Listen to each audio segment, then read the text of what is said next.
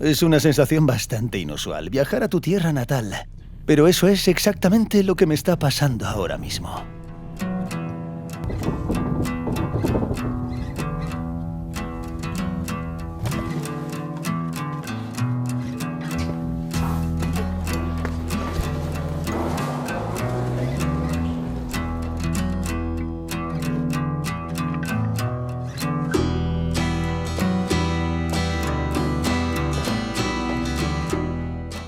Así que pasé todos mis 30 años aquí y con razón. Es una ciudad cómoda que ha ido mejorando cada año. Es una ciudad grande, con una arquitectura austera, llena de gente valiente e inteligente, con mala suerte geográfica y un vecino sanguinario. Tengo mucho que contaros sobre mi Járkov natal, pero primero voy a ir a casa. Un detalle muy hogareño. Los arbolitos que plantaron el año pasado ya han crecido un poco. Han crecido bastante.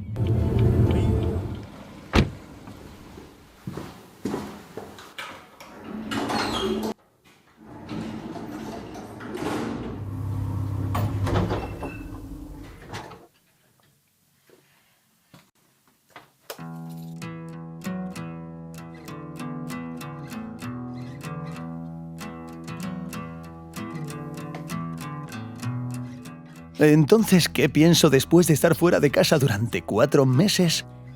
Para empezar, no tengo ningún apego sentimental a mi casa, al apartamento donde pasé tantos años. Supongo que tengo algo de nómada. También me di cuenta de que con los años he acumulado demasiadas cosas en mi apartamento de las que necesito deshacerme. Después de tanto fuera de casa, con lo mínimo, reconsideré la necesidad de tener un armario así, empaquetar zapatos y ropa de turista para entregar a los voluntarios, y un montón de cosas se envían al vertedero. Algunas de estas cosas no tengo ni idea de cómo acabaron en casa. Debe ser algún tipo de AliExpress, pero la guerra, digamos, se convirtió en una ocasión para hacer una limpieza general y minimizar la cantidad de nuestras pertenencias.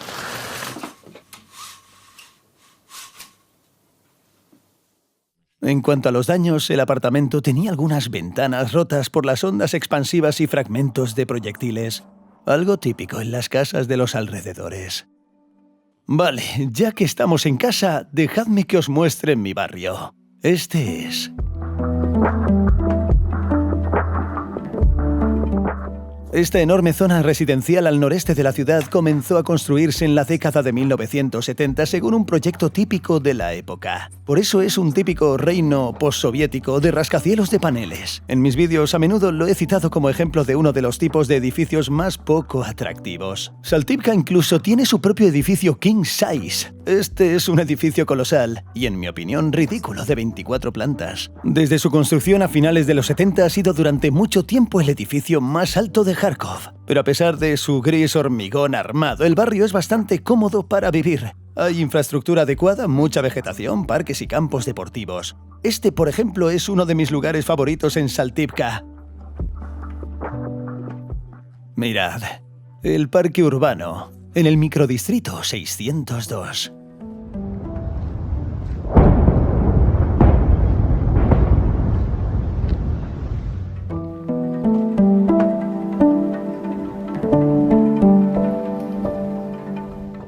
Bueno, desde los bombardeos, muchos lugares que conozco personalmente han quedado destruidos. Este es, por ejemplo, el mercado más cercano a mi casa. Esta es la sucursal bancaria donde solía trabajar. Y esta es la escuela a la que fui.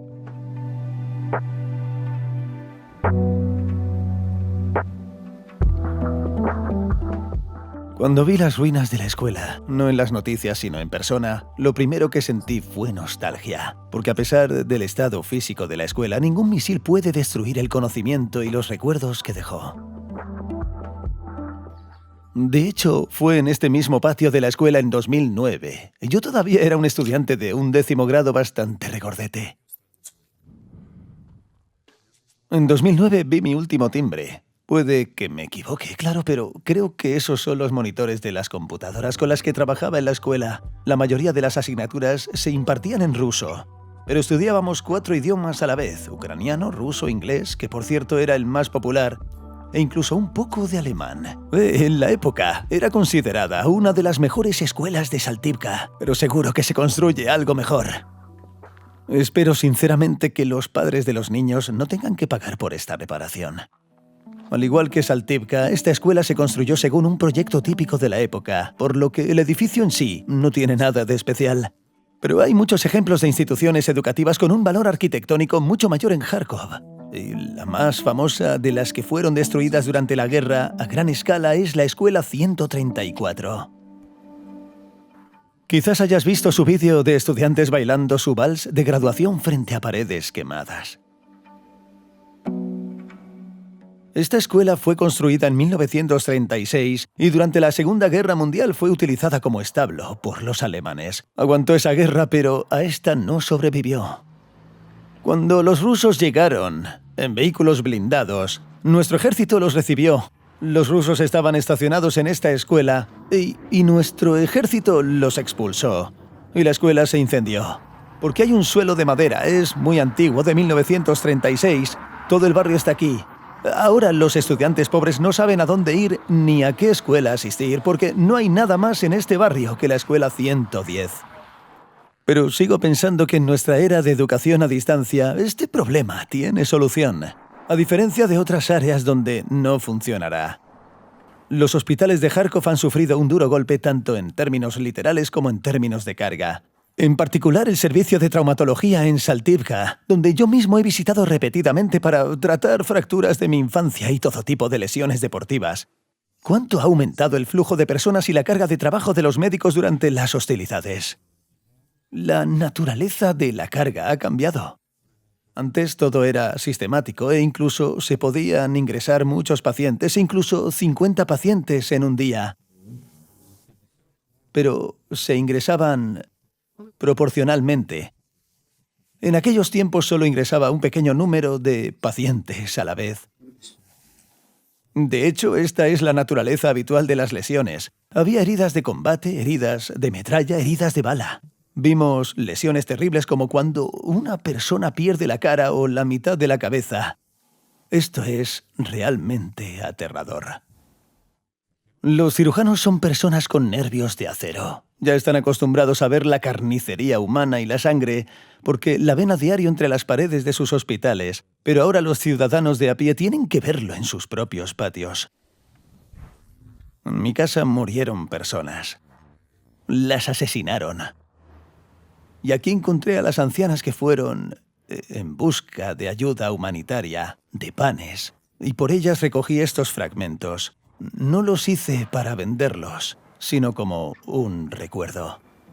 Este hombre de Saltívka, a quien conocí por casualidad cerca de casa de mi madre, sublimó su experiencia en forma de estas extrañas esculturas que hizo con fragmentos de proyectiles rusos.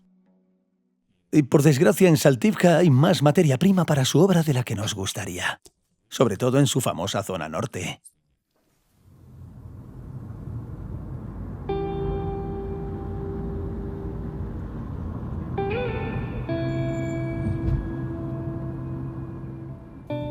Es duro estar aquí.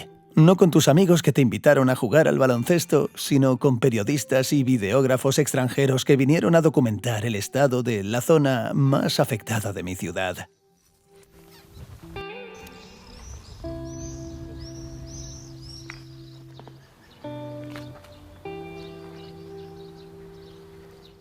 Para que os hagáis una mejor idea de la magnitud, Saltívka es la zona residencial más grande de toda Europa del Este. Aquí vivían entre 300.000 y 400.000 personas.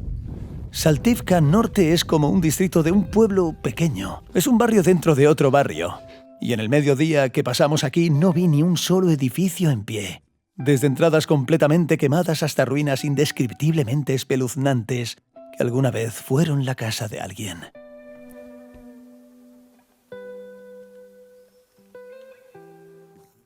Saltívka Norte se ha convertido en un escudo para todo Járkov. Recibió el golpe más duro. Y en particular, gracias a ello, mi barrio se mantuvo relativamente intacto.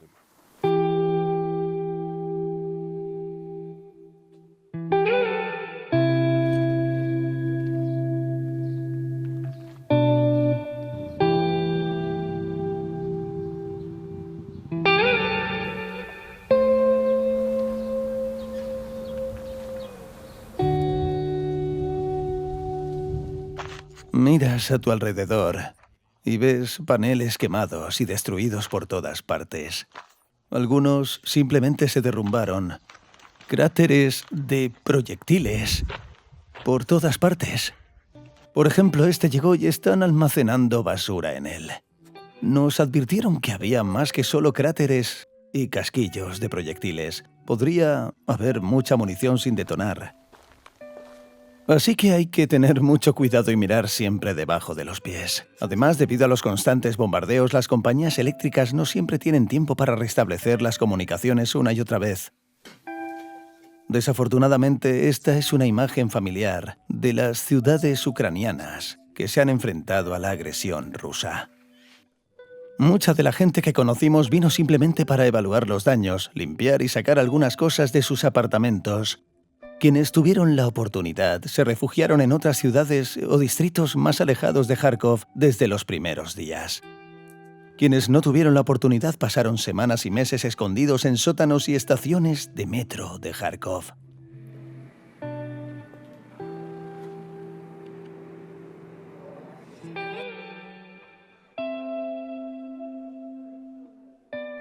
Este vídeo fue grabado a principios de primavera por documentalistas que conozco.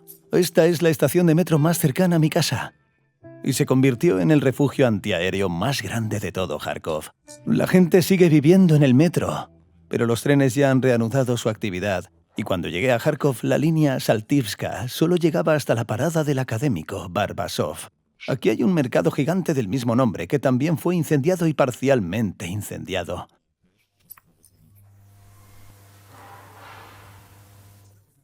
Este es uno de los mercados más grandes de toda Europa del Este. Y para que entendáis mejor la importancia de este lugar para Kharkov, mis padres trabajaron aquí en los 90, y probablemente todos los habitantes de Kharkov tenían algún conocido o familiar relacionado con este mercado. Porque, de hecho, todo el dinero estaba en este lugar. Claro que con la llegada de las compras en línea, ha dejado de ser tan importante, pero aún genera una gran cantidad de empleos. Bueno, y todavía puedes encontrar todo lo que quieras sin conexión. Desde repuestos hasta todo tipo de electrodomésticos y, por supuesto, los clásicos del género, ropa asiática de imitación. Por supuesto, la mayor parte del centro comercial ha sobrevivido, así que aquí está toda la zona del mercado, para que os hagáis una idea de su tamaño.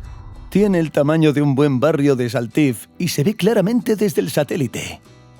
Siempre ha estado muy concurrido en este lugar con sus numerosos letreros anticuados. Todo bullía, como una especie de Wall Street de Saltivka.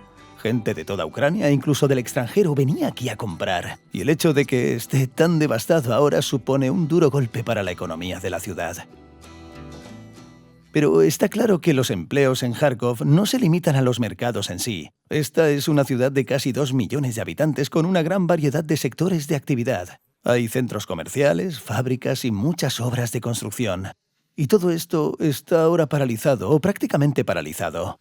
Casi el 90% de los trabajadores de TI también se han ido de Kharkov. Pero lo único de esta industria es que ya están capacitados en programación y pueden trabajar a distancia. Y en particular la empresa Altixoft, donde trabajé durante 5 años antes de todo lo de YouTube y donde estoy ahora. Está un poco más vacío de lo que recuerdo.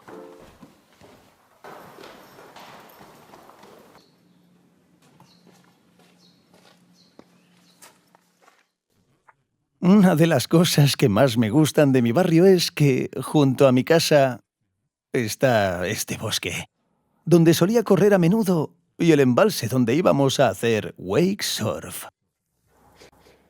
Y por desgracia, este bosque ha sido atacado con mucha frecuencia, y probablemente esté muy minado, por lo que será bastante peligroso ir allí durante un tiempo.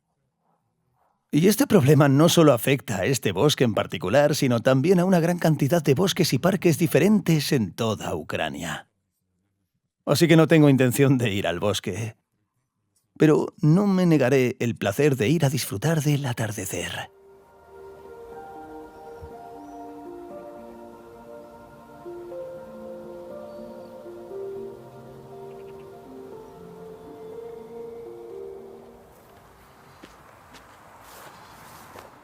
Hoy no habrá atardecer debido al toque de queda.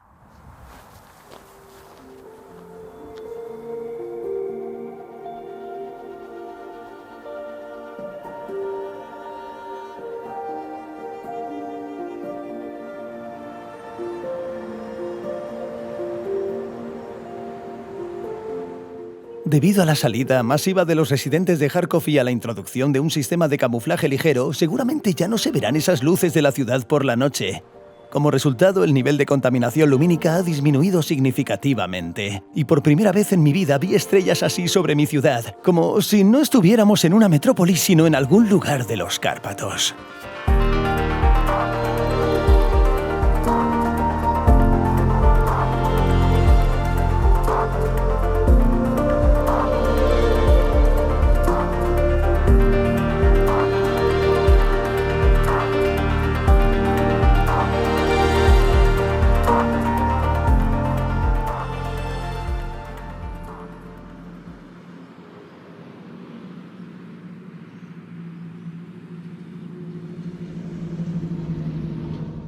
Los coches, por supuesto, están volviendo a Kharkov, pero las carreteras siguen medio vacías. Es un placer montar en bici eléctrica.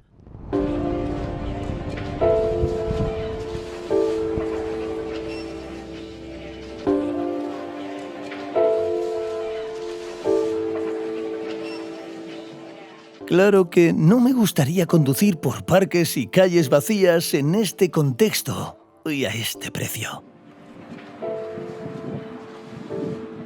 Sin embargo, me gustaría hablar un poco sobre los problemas urbanos que ya habría abordado en mis vídeos habituales de visitas guiadas por la ciudad. Y empecemos por el sistema de transporte. En primer lugar, en Kharkov no hay una infraestructura ciclista adecuada. Los carriles bici que existen no cubren las necesidades, pero hay carreteras anchas y de muy buena calidad que se pueden utilizar incluso sin depreciación. Una ventaja añadida es la casi total ausencia de aceras y baches en el centro. Además, como ya he mencionado, el metro ha vuelto a funcionar. Es poco profundo, rápido y bastante cómodo. Sin embargo, no llega a todas partes, y el transporte público de superficie a veces deja mucho que desear. Claro que ahora tenemos que reconocer que ha sufrido graves daños. En particular, por ejemplo, la estación de tranvías de Kharkov fue bombardeada. Pero la enmienda no significa que tengamos que eliminar el transporte tranviario en zonas importantes de la ciudad, como por ejemplo la bajada a Zurablevsky. Veréis, todavía hay una vía de tranvía. Ahí está, a la derecha. Sigue, y sigue, y sigue, y ahora ha desaparecido en la subida. De hecho, aquí es donde solían estar las vías del tranvía de la Ruta 26, que conectaba a Saltivka con el centro de la ciudad. Y yo mismo he viajado en este tranvía muchas veces desde mi casa hasta el Parque Gorky. Y ahora, por decisión del alcalde, estas vías se han eliminado porque supuestamente destruyeron todos los tranvías. Y en el futuro ampliarán la calle e instalarán autobuses eléctricos. No soy un gran experto en urbanismo, pero me parece que esta no es la solución más adecuada para moverse rápidamente por la ciudad. Porque viajar en tranvía es mucho más eficiente y rápido. Uno pensaría que habría un carril aparte para autobuses y bicicletas, pero lo dudo. Algunos podrían decir que ahora no es el momento de hablar de estos temas. Pero si era el momento adecuado para retirar las vías del tranvía, también lo es para apelar esta decisión.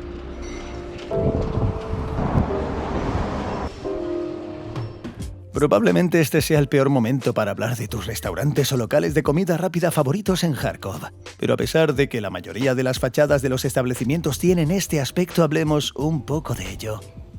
A pesar de la poca gente en la ciudad y los continuos bombardeos, algunos establecimientos están reabriendo. Por ejemplo, el Protagonist lleva abierto desde abril. Antes era una ciudad de fiesta y alcohol, pero ahora es un gastropub para todos. El tartar aquí es fantástico y puede que sea un poco parcial. No es que haya poca variedad, pero este es el mejor borsch de la ciudad. Tan rico, con un montón de carne, y de repente pasas. Protagonist pertenece a una generación de establecimientos relativamente nuevos y de moda. Pero algunos verdaderos veteranos de la industria de comida rápida de Kharkov también han reanudado su trabajo.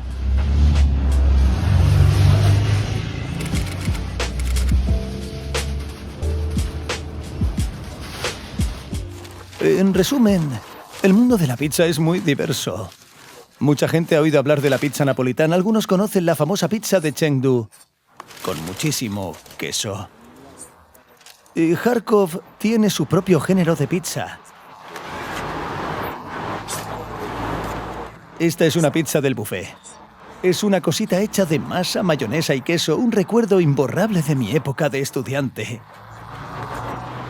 Tomas 2 mitades de pizza, jugo de tomate y tienes calorías para todo el día. Es tan suave que se puede comer con una cuchara, como una tarta. No la he comido en unos 7 años y el sabor no ha cambiado nada. Se ha vuelto casi 3 veces más cara, pero el ambiente es el mismo. Bueno, no es que sea la mejor experiencia gastronómica, pero sirve para sentir nostalgia. Los residentes de Járkov también pueden sentir nostalgia en este escaparate, donde siempre hay poca cola. Y está detrás de estos enormes trozos de masa frita con carne y a veces queso. Estos chebureks parecen congelados en el tiempo. Estaban ahí hace 8 años y siguen ahí. Esta es una auténtica tradición de Járkov. Ahora llevan el nombre de Petro Grigorenko y ve un concierto en el Palacio de Deportes. Y el precio, a pesar de la inflación, se ha mantenido igual. Esta pizza ahora cuesta 25 grivnas. Este es el tamaño de la pizza.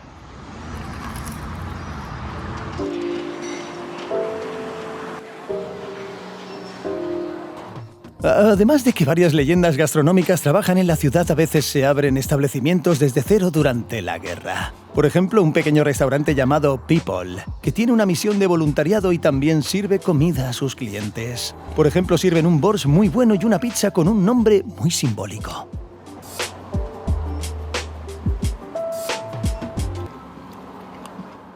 El título corresponde a la realidad. Durante el almuerzo hablé con el gerente de People, Danil, lo cual suena genial. Me dio algunas estadísticas sobre su trabajo voluntario. Actualmente estamos preparando unos 400 primeros y 400 segundos platos. En nuestro punto álgido eran 1400 primeros y 1400 segundos y postres. Y también me dio un modelo de negocio para la empresa. Por supuesto, todavía no sé cómo será, pero espero que podamos ganar dinero para el alquiler, los servicios y un poco para los salarios. Porque los chicos llevan 4 meses cocinando y lo hacen con entusiasmo, sin cobrar.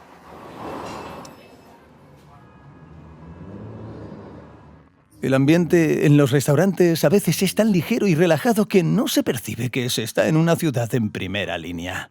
Pero tras un breve paseo por el centro, esta impresión desaparece rápidamente.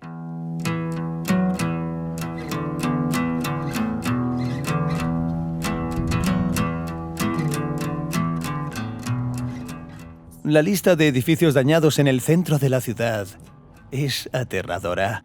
Y probablemente hayas visto muchos de ellos en las noticias, pero para darte más contexto, hablemos un poco de la arquitectura del centro de Járkov.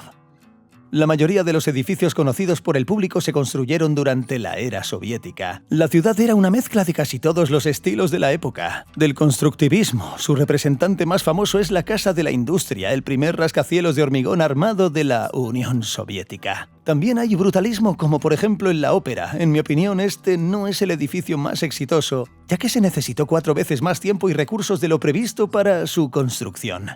Y al parecer, para disuadirlo, su fachada está decorada con carteles publicitarios. Y por supuesto, hay varios representantes de diferentes variantes del estilo imperio soviético. Esto incluye la estación de tren, el ayuntamiento, que según me dijeron es más bien un art deco soviético, los edificios parcialmente dañados de la Universidad de Karazín y el edificio del Consejo Regional, completamente inservible tras un ataque con misiles. Quizás el edificio más famoso de este estilo en Járkov, la Casa con Agujas, se ha mantenido relativamente intacto. Y quizás voy a lanzar una opinión impopular, pero la arquitectura soviética es, por supuesto, con sus excepciones, uno de los aspectos positivos de esa época. También hay una maravillosa arquitectura prerrevolucionaria, y no se trata solo de las iglesias, hay calles enteras que han conservado su aspecto histórico, y por cierto, estaban decoradas con murales. También hay monumentos arquitectónicos restaurados relativamente recientemente y con bastante éxito, como los edificios BTI, y los que no se conozcan se restaurarán en el futuro. El ejemplo más famoso es el ahora destruido Palacio del Trabajo. Fue construido en 1916 con una acertada combinación de estilos Art Nouveau y neoclásico. Fue un proyecto extraordinario para la época e inicialmente fue un exitoso edificio comercial con locales residenciales y comerciales en alquiler. Pero poco después de que los bolcheviques tomaran el poder fue declarado comisariado y luego Palacio del Trabajo.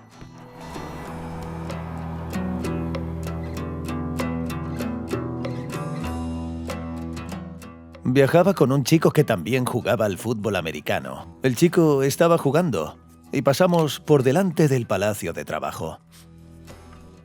En cuanto lo pasamos, 30 segundos después, un cohete hizo añicos el Palacio de Trabajo detrás de nosotros. Bueno, todas las fotos, todas las redes sociales, todo el mundo lo vio.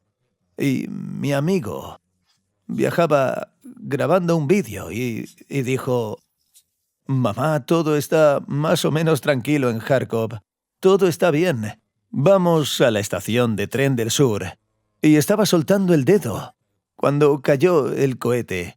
Así que nos quedamos 2 minutos en la carretera pensando si seguir adelante o esperar. Eso fue todo. Por cierto, sobre Dimitro, pasó un día en la ciudad para recoger algunas cosas de los voluntarios. Es padre de muchos hijos y tenía todo el derecho a salir del país. En cambio, envió a su familia al extranjero y se alistó en el ejército para defender a su país. Y este, en mi opinión, es uno de los ejemplos del verdadero heroísmo de Kharkov. Hay un dicho famoso: no todos los héroes llevan capa.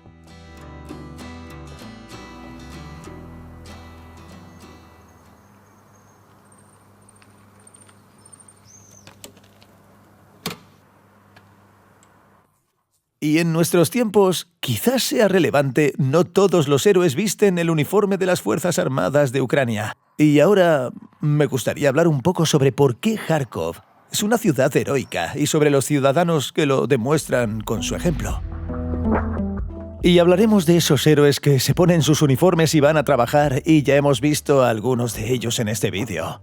Realizan operaciones urgentes, preparan comida a escala industrial, retiran la basura después de otro bombardeo o restablecen las comunicaciones para que los ciudadanos tengan agua y electricidad. Por ejemplo, Sergei Anatolievich trabaja para una empresa de suministro eléctrico y conoce de primera mano los riesgos asociados con el simple hecho de realizar su trabajo. La compañía eléctrica regional presta servicio a toda la región. Trabajamos para toda la región, es decir, no solo para la ciudad de Kharkov, sino para todo el territorio de la región Dergachiv, Zolochevsk y Zium. Estos son los distritos donde nuestra gente trabajó bajo constantes bombardeos. La gente se marcha en coche. Bueno, para nuestros equipos operativos el uso de chalecos antibalas es obligatorio. Están con ellos todo el tiempo porque además de hacer su trabajo, ante todo deben proteger su vida y su salud. Así que, sea como sea, la vida y la salud humana son nuestra prioridad. Y si esta persona resulta herida o muere, mañana no habrá nadie para reparar esos cables. Bueno, los voluntarios vienen a ayudar a quienes hacen su trabajo, verdaderos soldados universales que quizás lo hacen todo. Ayudan a limpiar los escombros tras las explosiones, enseñan a la gente a prestar primeros auxilios, encuentran y proporcionan los suministros necesarios a los militares y entregan ayuda humanitaria. Y sí, en el siglo XXI todavía hay mucha gente necesitada en la ciudad de Kharkov. Vitalik, por ejemplo, definitivamente no necesita ayuda humanitaria. Solía jugar a fútbol americano con ellos y ahora es una figura destacada del movimiento de voluntarios de Kharkov en todos los sentidos. Cuando empezó la guerra, comía mucho y ahora ya no soy atlético, pero diría que soy un gerente de almacén serio. Sí, bueno, desde el principio de la guerra, como todos estábamos en pánico, no sabíamos qué hacer. De alguna manera, los primeros días ahorré mis recursos. Luego, después de 4 días, llegué a comprender que teníamos que hacer algo. Y decidí ayudar a la gente. Saqué a la gente del bombardeo en mi vehículo, ya sabes, donde se desarrollaban los combates. Y desde allí saqué a la gente en vehículos privados. Di mi número en algún lugar, en alguna comunidad, y así fue como la gente fue sacada constantemente. Me llevaron allí a alguien más, lo llevaron a otro lugar. Bueno, y luego nos unimos. Entonces teníamos 12 personas allí, 13, y ahora tenemos 60 personas. Estos son los 5 cuarteles generales que superviso en cuanto a corredores de evacuación. Quizás la parte más arriesgada del trabajo de Vitaly sea precisamente evacuar a la gente de las zonas grises. Él y su equipo, tras recibir permiso del ejército, viajan en una enorme caravana a las aldeas de la región de Kharkov para ayudar a quienes lo necesitan, para trasladar a los lugareños con sus familias, médicos y mascotas de las zonas más cercanas a los combates.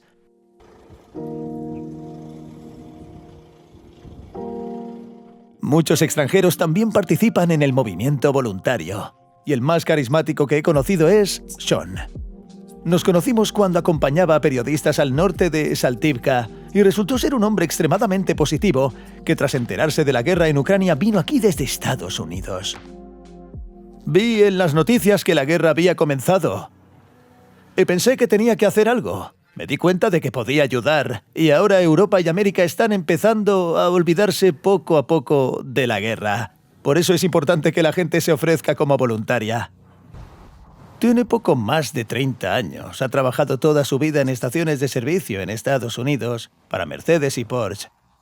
Y en cierto momento decidió que tenía que ayudar a Ucrania, a venir a Ucrania. Reparar los coches de los militares, los voluntarios y en general invertir sus esfuerzos incluso en la victoria de Ucrania. ¿Así que acabas de dejar tu trabajo? Sí, y ellos, Mercedes, me apoyaron mucho. Abrieron una recaudación de fondos para comprarme un billete y cubrieron mi estancia durante un tiempo, así que no vine desnudo, descalzo y ciego. Estados Unidos apoya a Ucrania y eso está bien. Él se preparaba para un viaje a Ucrania. Compró una olla de cocción lenta, tenía una parrilla, tenía un hervidor. Simplemente viajaba con un montón de cosas. Fui a la embajada de Ucrania en Chicago. Pregunté cómo podía hacer el viaje. Me dijeron que llegara a Polonia, así que volé de Denver, donde vivo, a Varsovia. Alquilé un coche y conduje hasta Rzeszów. Él voló a Europa, sin contactos, conocidos ni amigos. Cruzó la frontera con Ucrania a pie. Llegó a Lviv y publicó en Facebook que era Sean, de Estados Unidos, dispuesto a reparar coches para voluntarios y las Fuerzas Armadas de Ucrania. Me quedé en Lviv un mes aproximadamente. Conocí a los voluntarios de Rescue Now y me mudé a Kharkov. Cuando Shin apareció, me aseguré de que tuviera comida y le dije que Vlad tenía que contárselo todo. Y eso fue todo. Luego desapareció durante 2 días. Empecé a preguntarle dónde estaba y al día siguiente apareció con un coche alquilado en Lviv. Así que se subió al tren sin avisar a nadie, regresó a Lviv, alquiló un coche, no recuerdo el modelo, y regresó a Kharkov. Le pregunté, ¿por qué alquilaste un coche? Dijo que teníamos que evacuar a la gente de la región de Kharkov, del pueblo de Mayak. Le pregunté, ¿por qué tú? Dijo, tenemos que evacuar, tenemos una tarea. Tomó el coche y regresó a Kharkov.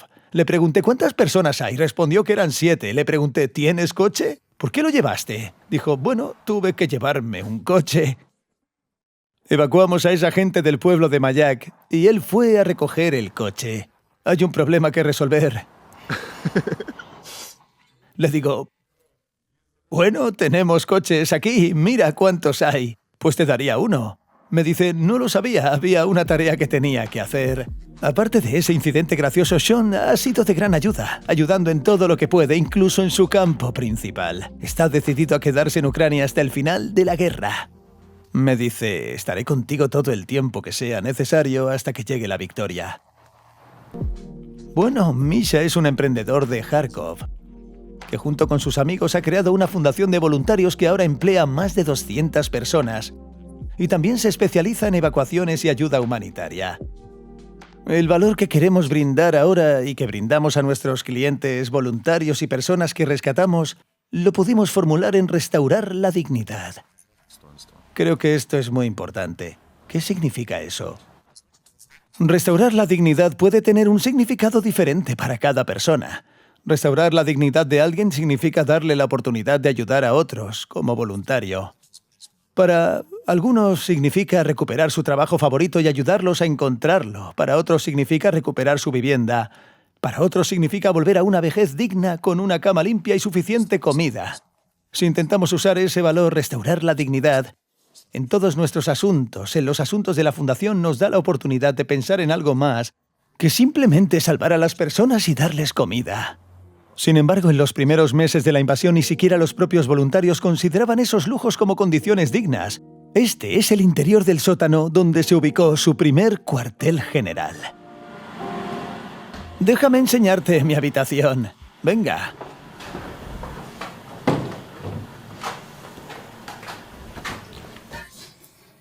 Aquí dormí. Aquí durmió Mikhailo y aquí durmió Oleksiy. ¿Cuánto tiempo llevas aquí? 2 meses, 2 meses y medio. ¿2 meses y medio aquí? Sí, o sea, me mudé, probablemente esta sea la 5ª noche que duermo en casa. Aquí estaban nuestras cosas, las montañas, aquí dormimos en sacos de dormir. Aquí colgaban nuestras cosas. Parece un hospital psiquiátrico. Sí, hay un poco. Aquí teníamos un diagrama de flujo colgado. Y luego creamos otro para armar los mismos paquetes. Ayuda humanitaria. Sí, pero luego hicimos este sistema muy práctico. Sí, fueron rápidos. Había franjas horarias y cada franja horaria se le asignaba al conductor. El farmacéutico recoge cada franja horaria por separado. Tenemos rutas en el chat. Tenemos un chat donde todo está cómodamente organizado. Al ver esto me di cuenta de que hoy en día las organizaciones de voluntarios no son solo un grupo de personas que meten ayuda humanitaria en un maletero y la llevan por la ciudad. Son verdaderas startups con recursos humanos, gestión, comunicación y, lo más importante, un nivel de motivación y solidaridad sin precedentes. Este es un recurso que debemos utilizar no solo ahora, sino también después de la guerra, para que el país crezca y se recupere. Y nuestra vida, que todos recordamos y echamos de menos ahora, será aún mejor después de que termine la guerra y llegue la victoria.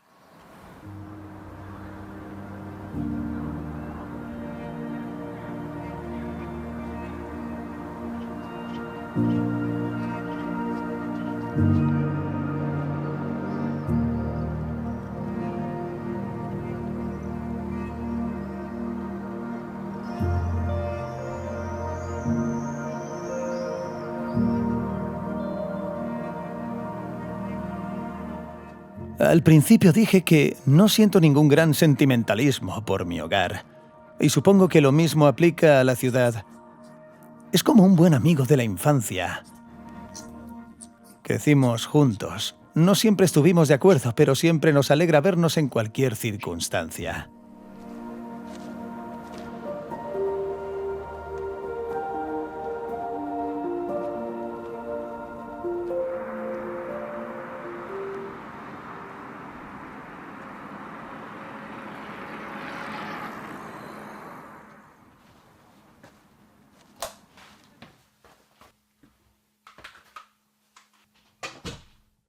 Llegué a Kharkov justo cuando los bombardeos empezaban a intensificarse de nuevo. Y como oísteis, era bastante peligroso quedarse en Saltivka. Así que estoy muy agradecido con mis amigos por dejarme quedarme en su apartamento un rato, que está en una zona más segura y apartada de la ciudad, aunque aquí hay bastante ruido por las noches.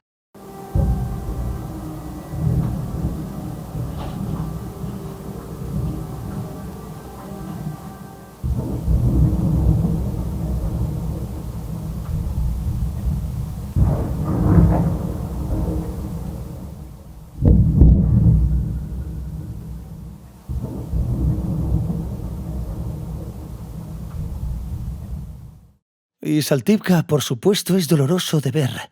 Ni siquiera puedo imaginar qué pasará con este barrio. Me parece que la parte norte del barrio quedará prácticamente demolida, y lo que suceda con mi barrio dependerá de cómo evolucionen las cosas. Pero sigo creyendo que Kharkov tiene un futuro brillante. Y espero tener algo que contar y mostrar en él. No olvidéis suscribiros al canal para no perderos los próximos episodios. No salen muy a menudo, pero hago todo lo posible. Y también, si os parece interesante esta corriente de pensamiento sobre Kharkov, darle un like y un vistazo a todo el canal de YouTube. Compartidlo, nos ayuda mucho. Como siempre, muchas gracias por vernos. Nos vemos en el próximo vídeo. Vaya. Vaya, probablemente este ha sido el vídeo más difícil que he hecho. Quiero agradecer a quienes me proporcionaron imágenes de drones porque mis archivos de antes de la guerra no eran suficientes para mostrar todo lo que quería. Los enlaces a estos caballeros, así como a muchas otras cosas, están en la descripción del vídeo.